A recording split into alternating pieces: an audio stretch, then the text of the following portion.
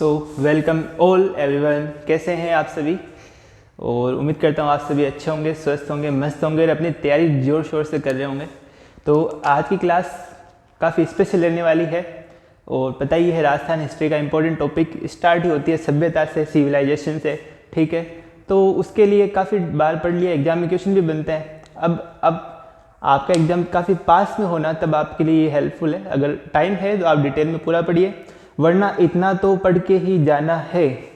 अगर क्वेश्चन बनेगा तो बन जाएगा यहाँ से, वरना आगे चलो, क्योंकि सारा डाटा जो है याद करना पॉसिबल नहीं रहता है किसी के लिए भी। और अपन मानव ही है, ह्यूमन ही है, जो भी याद करते हैं एक बार भूलेंगे ज़रूर, ठीक है। तो ऐसा होता ही है। चलिए अब वक्त को ज़ाया नहीं करते हुए इसको कंप्लीट करते हैं। आज हम बात करेंगे राजस्थान की सभ्यता के बारे में। राजस्थान की सभ्यता के जैसे मैंने एक समराइज फॉर्म के अंदर, जैसे यहाँ पे सभ्यता का नाम लिख दिया, स्थान लिख दिया कहाँ पे है, और नीचे जो है यहाँ पे नदी का नाम लिखा हुआ है, और इधर खोजकर्ता कौन थे, उत्खननकर्ता कौन थे वो लिख दिया। और यहाँ पे जो है मेन जो चीज़ क्या थी, वहाँ पे क्या वो सभ्यता किस कारण जो है ज़्यादा फेमस हुई है, क्या चीज़ मिला, वो जो अपने एविडेंस क्या था, साक्ष्य क्या है, वो लिख दिया। तो ऐसे करके आप भी जो है अपना एक बड़ा सा चार्ट पेपर लीजिए, उसके अंदर थोड़ी सी मेहनत देखो करनी पड़ेगी, लेकिन ये मेहनत की हुई आपकी बिल्कुल भी खराब नहीं जाएगी। इनमें से क्वेश्चन बनते हैं, फंसते ही हैं, और कन्फ्यूजन भी एक दूर होता है, कंपेरिजन से अच्छा समझ में आता है, ठीक है। तो चलिए स्टार्ट करते हैं। अपनी पहली सभ्यता है कालीबंगा। कहाँ पे है? हनुमानगढ़। किस नदी के किनारे? गगन नदी के किनारे। और खोजकर्ता कौन है? अमलादन घोष और वीबी लाल और बीके थापरे उत्खननकर्ता थे, ठीक है। और एविडेंस यहाँ से क्या मिले हैं? जुते हुए खेत के और अग्निवेदिका के, और 7 अग्निवेदिकाएं मिली है यहाँ से, भूकंप के साक्ष्य भी है, और लकड़ी की नाली है। अब मैं ऐसे तो सभी टीचर पढ़ा ही देते हैं, ठीक है। मैं स्पेशल क्या करने वाला हूँ, चलिए मैं बताता हूँ। मैं स्टार्ट करता हूँ एक ट्रिक, ठीक है। अमलानंद घोष एक कैरेक्टर ले लिया। कौन? अमलानंद घोष जी। ये 2 कैरेक्टर है मान लो, ठीक है। अमलानंद जी घोष ये परेशान थे। इनके देखो नाम के लास्ट में क्या लगा हुआ है? घोस्ट। घोस्ट मतलब GHOST, घोस्ट। घोस्ट को बोलते हैं भूत। ये भूत से बहुत ज़्यादा परेशान थे, ठीक है। तो ये गए बालाजी के पास, बालाजी के मंदिर में गए, नारियल अगरबत्ती लेकर बोले बालाजी मेरे को भूत से बचाओ। भाई किसी ने बताया बालाजी है भाई भूत से बचाने वाले, भूत प्रेतों से। तो वो गए अमलानंद जी घोष बालाजी के पास। बालाजी ने बोला आपको जाना है गगन नदी के अंदर, गगन नदी के अंदर स्नान करना है।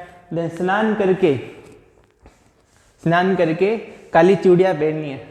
बालाजी ने अमलानंद जी घोष को बोल दिया काली चूड़ियाँ पहननी है। तो अमलानंद जी घोष बोले बालाजी मैं कैसे पढ़ सकता हूँ, आदमी होकर चूड़ियाँ कैसे पहन सकता हूँ? क्या भूत को भगाना है? नहीं भगाना है, चूड़ियाँ पहननी पड़ेगी, मरता क्या नहीं करता। अमलानंद घोष भूत को भगाने के लिए पहनी। कहाँ पे? कालीबंगा के अंदर काली चूड़ियाँ पहनी। काली चूड़ियाँ किसका शाब्दिक अर्थ है? काली चूड़ियाँ है कालीबंगा का शाब्दिक अर्थ, ठीक है।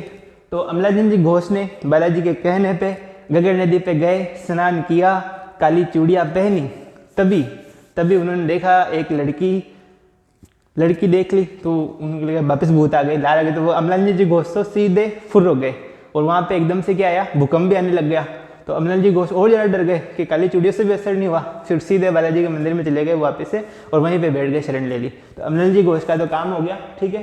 कालीबंगा कहाँ पे? हनुमान जी के मंदिर में बैठ गए अमलानंद जी घोष तो वापस।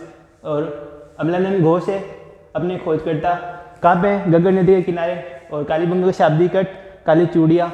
और यहाँ पे जो है जुटे हुए खेत के प्रमाण मिले। ये कैसे?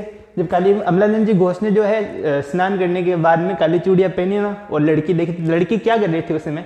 लड़की पास का कोई खेत था तो खेत जोत रही थी, ठीक है। तो ये जुटे हुए खेत के प्रमाण कहाँ पे मिले? कहाँ पे मिले? कालीबंगा में मिले भाई। और अग्निवेदिका के प्रमाण भी जो है कालीबंगा में मिले। भूकंप के साक्ष्य, भूकंप आया था वहाँ पे। और लकड़ी की जो है नाली, ये 4 अपन को पॉइंट याद रखने साक्ष्य में। लकड़ी की नाली, भूकंप के साक्ष्य, ठीक है, अग्निवेदिकाएं, और इसके अलावा जुते हुए खेत के प्रमाण। तो ये हो गए यहाँ पे अपना कालीबंगा कंप्लीट। उसके बाद में आता है तो अमलानंद जी चले गए वापस हनुमानगढ़ में। फिर वो लड़की को भी डर लगा यार, भूकंप आ गया, उसका जो घर था कच्चा पक्का ऐसे बना हुआ था तो वो भी खराब हो गया। तो उसने जो है भूकंप से बचने के लिए अमलानंद जी घोष तो चले गए हनुमानगढ़, और ये लड़की तुरंत आई उदयपुर, आहड़ नदी के किनारे। उदयपुर आ गई और आहड़ नदी के किनारे लड़की आ गई। उसके बाद में इसने क्या किया? अक्षय कीर्ति जिसे मिली, अक्षय कीर्ति को बताया उधर गांव के अंदर सब कुछ तहस नहस हो गया, भूकंप आ गया, उससे उजड़ गया। तो इधर में आ गई आहड़ के अंदर उदयपुर में, और अक्षय कीर्ति व्यास ने जो है उनको आहार खिलाया। और आहार किसके अंदर, तांबे के बर्तन के अंदर उन्होंने जो है उनको अनाज के जो है होते हैं, क्योंकि अनाज जो अपने चना वगैरह होता है उनको उबाल के वैसे दे दिया, क्योंकि हाथों हाथ खाना बना हुआ नहीं था। तो देखो इससे कवर हो जाएगा अपना। और लड़की आगे कहाँ पे आई, उदयपुर में आई, आहड़ नदी के किनारे, ठीक है। और क्या कहा, आहार खाया। आहार किसने कराया, अक्षय कीर्ति व्यास ने। किस में कराया, तांबे के बर्तन में। तो तांबे की जो है बटिया मिली है, और लाल काली जो है मृदभांड मिले हैं, ठीक है। लाल काले मृदभांड में उस लड़की ने पानी पिया होगा। और अनाज रखने के कोटे, मतलब वो कोठे से बड़ा सारा जो है मकान टाइप से था हॉल, उसमें से जो है अनाज लेके आया वो कौन, अक्षय कीर्ति व्यास, और उसको जो है लड़की को खाना खिलाया, ठीक है। तो यहाँ तक जो है कंप्लीट हो जाएगा। लड़की कहाँ गई थी, उदयपुर। आयड़ नदी के, आयड़ को क्या बोलते हैं, बेड़च नदी भी बोलते हैं, ठीक है, ये ध्यान रखना है। और अक्षय कीर्ति व्यास तांबे के बर्तन, तो ये कौन सी है, ताम्रयुगीन सभ्यता है। आहड़ कैसी सभ्यता है, ताम्रयुगीन। ये सीयू भी लिखा है ना, सीयू मतलब कॉपर। केमिस्ट्री के अंदर देखो इसको शॉर्ट फॉर्म में ऐसे लिखते हैं सीयू, ये ध्यान रखना। हम साइंस वाले तो थोड़ा यूज कर लेते हैं, कोई दिक्कत नहीं है उसमें। तो इसके अंदर आहड़ के अंदर आपको क्या है देखना, अक्षय कीर्ति व्यास खोज करता है, और RC अग्रवाल, HD सांकलिया ये उत्खनन के अंदर आ जाएंगे। और उदयपुर के अंदर आयड़ नदी के किनारे बसी हुई है आहड़ सभ्यता, और ताम्रयुगीन सभ्यता है। तांबे की बटिया, लाल काले मर्दवान, और अनाज रखने के जो है बड़े बड़े कोठे को क्या बोले जाते हैं, गोरे, ये ध्यान रखना है। उसके बाद में भाई लड़की, इतना तो काम तो हो गया, वो बच तो गई, लेकिन उसके लिए वहाँ पे कुछ पर्याप्त व्यवस्था नहीं थी, काम भी नहीं था उसके लिए। तो लड़की जो है अक्षय कीर्ति व्यास से विदा लेती है, उनको धन्यवाद बोलती है कि धन्यवाद, आपने मुझे आहार कराया और अनाज के मतलब भोजन वगैरह जो है उन्होंने दिया, उसके लिए शुक्रिया करके फिर वो आगे निकलती है। कहाँ पे भाई, उनको लड़कियों को कहाँ पे भेजे आगे, कहानी हाथवात बना रहा हूँ भाई, ऐसे नहीं है, थोड़ा क्रिएटिविटी लगानी पड़ती है। तो वापस से जो है वो लड़की चली गई।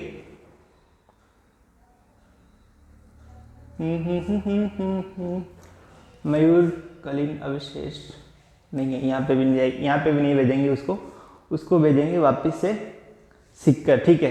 तो अपने अक्षय कीर्ति व्यास है ना, अक्षय कीर्ति व्यास, उन्होंने बोला कि आप अब एक काम करो, आपको यहाँ पे कोई काम नहीं है तो आप है ना इधर गणेश जी के पास जाओ। सिक्कर नदी के, कांतली नदी के किनारे जो है गणेश जी का मंदिर है, तो वहाँ पे जाइए, सिक्कर कांतली नदी, ठीक है।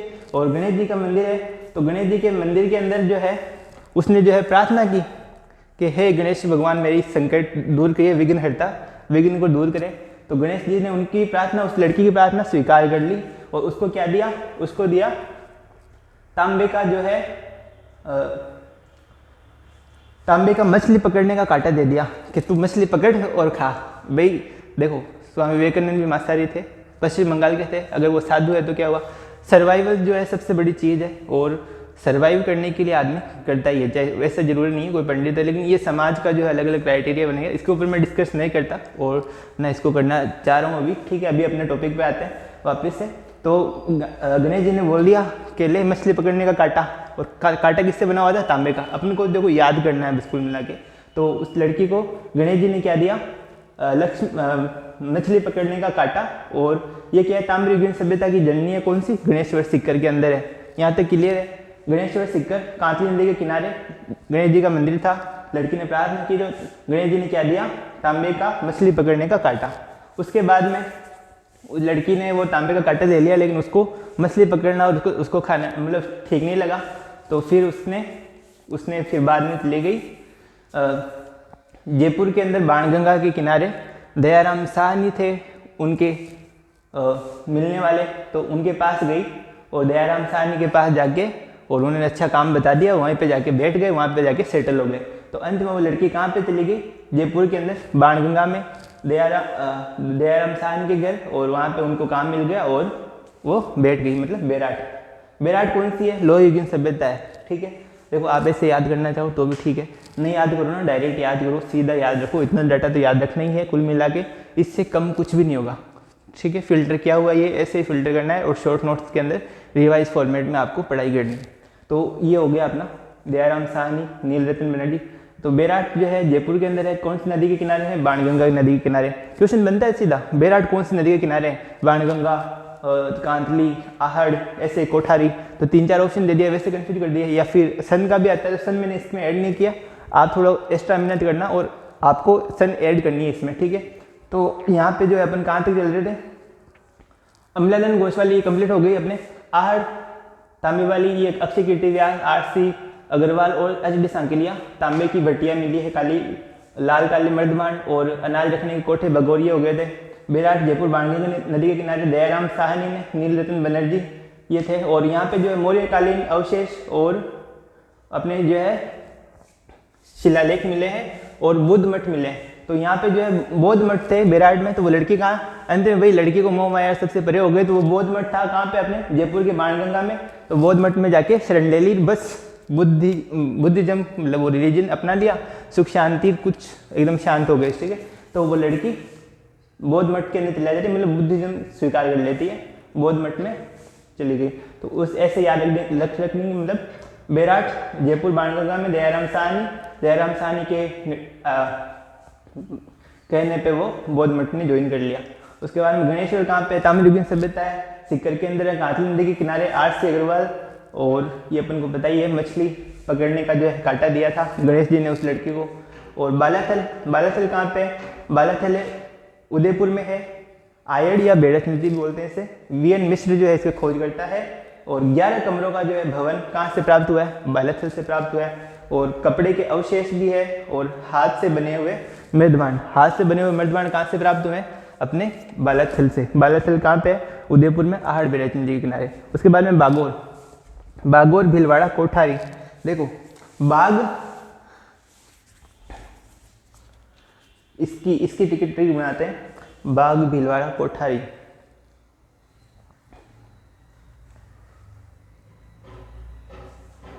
बागोर सभ्यता के लिए अपन वीएन मिश्र, चलो कोई नहीं, बाघ ने पशु को मारा ऐसे मान लो, बाघ से उग जाएगा बागोर।